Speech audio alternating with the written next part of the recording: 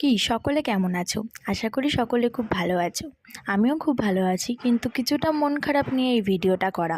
একটা সময় গিয়ে সমস্ত কিছুর উপরে ধুলো জমে যাবে, কিন্তু রয়ে যাবে এই ক্যামেরাবন্দি কিছু স্মৃতি।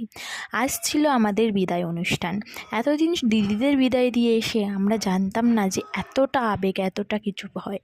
দিদিরা আমাদের সামনে ইমোশনাল হয়ে পড়তো, কিন্তু এই আবেগগুলো তো আমরা বুঝতাম না।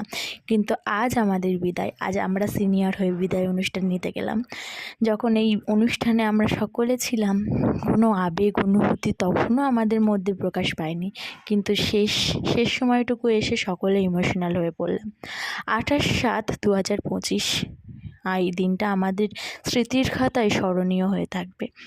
আজ তো বিদায়, মন খারাপ হলেও একটু তো সাজুগুজু করতেই হবে, ফটো ভালো চাই। তো সকাল সকাল উঠে সাজুগুজু করে চলে গেলাম কলেজে। আমি যে কলেজে পড়েছি সেটা হলো ইস্ট ক্যালকাটা গার্লস কলেজ। আমি ছিলাম বাংলা বিভাগের ছাত্রী।